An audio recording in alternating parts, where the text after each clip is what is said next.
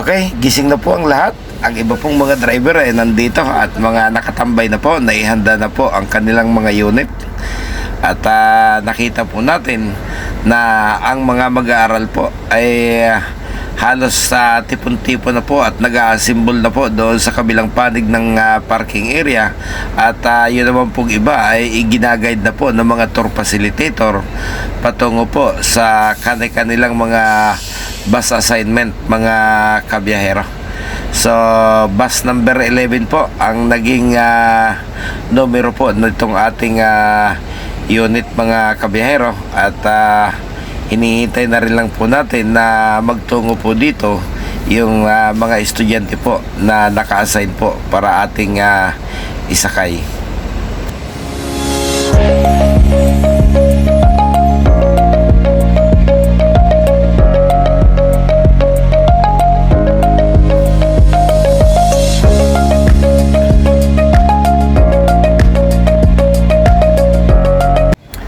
Okay, dumating na rin po yung ating mga pasahero.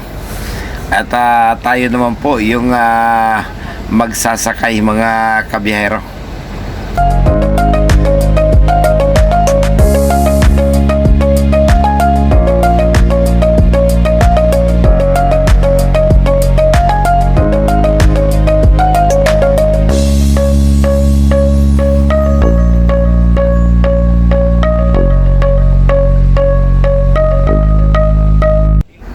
Okay, double check po tayo. Kompleto na po ba? Kasi kung kompleto na po, pagkakapuno ang instruction po, matapos pong maayos yung mga dokumento, yung mga dapat permahan, ay maaari na po tayong tumulak patungo doon sa ating destinasyon, mga kabiyahero.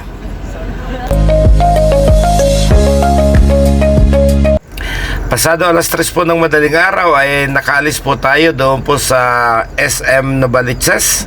At pagkalipas po ng mahigit isang oras bago po dumating dito sa bayan ng Dinalupihan, ay may nag-request po ng isang stopover para po sa kanilang Call of Nature, mga kabiyahero.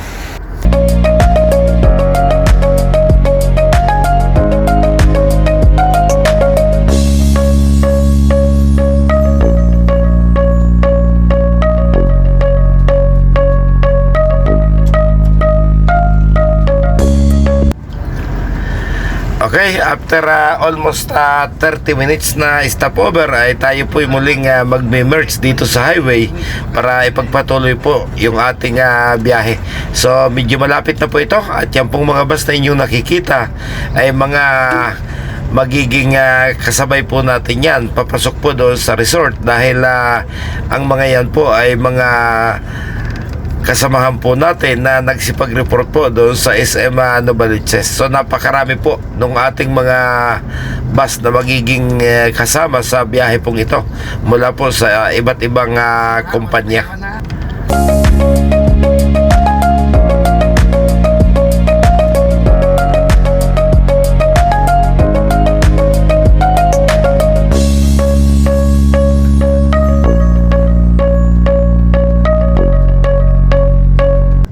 Yan pong padiretso yan po yung patungo ng Hermosa, Bataan. Pero kakanan po tayo rito at tatawirin po natin yung pong bayan ng Dinalupihan. At pagdating po doon sa may Barangay Lawak ay kakaliwa po tayo, iilalim po tayo sa ilalim ng STX Expressway. At may isang barangay po doon na sako pa rin po ng bayan po ng Hermosa, Bataan, mga kabiyahero. So ito na po yung bayan ng Dinalupihan. Ilang kilometro po mula dito ay makikita na po natin yung likuan patungo po doon sa barangay kung saan naroon po yung resort na pagdadalhan po natin ng ating mga pasahero.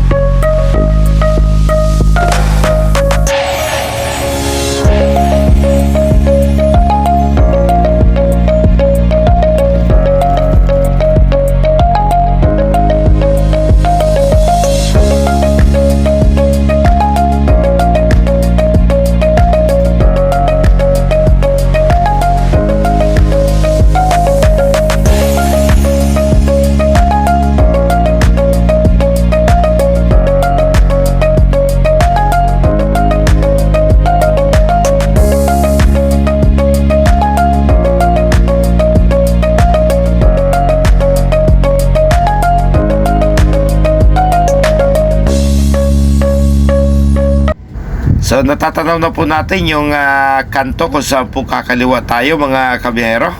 At sa dami po ng bus na pupunta doon sa ating destinasyon, mukhang naglalak po yung traffic at naapektuhan po yung mga bus na galing po doon sa Olongapo at yung mga patungo po sa Olongapo. Pero mukhang napaghandaan, napakarami pong marsyal, napakarami pong polis na naririto at nag-a-assist po dito sa pagdating po ng mga bisita ng resort na ating pong mga sakay-sakay mga kabiyahero. So kompleto naman po yung nag-a-assist sa traffic.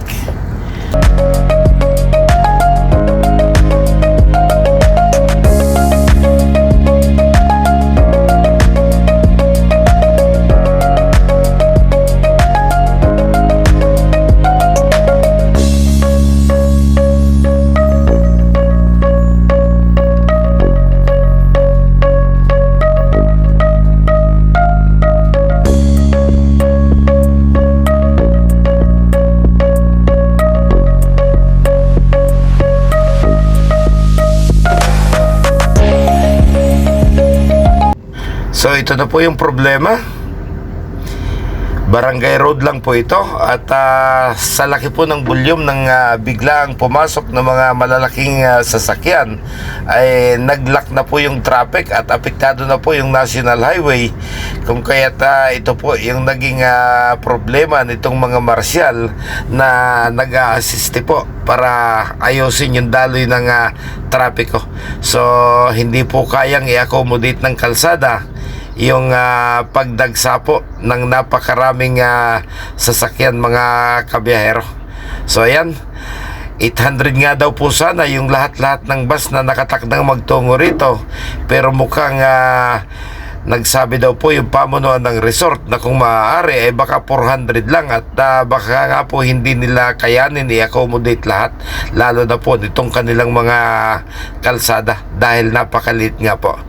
So pansamantala, dahil ganito nga po yung sitwasyon, hindi po tayo makakarating ng maayos patungo doon sa resort. Hindi po natin alam kung anong oras po tayo marirelease para mag-drop ng pasahero. So pansamantala nga ako po yung muling magpapaalam sa inyo at maraming salamat pong muli sa pagsama nyo sa biyahe kong ito mga kabiyahero.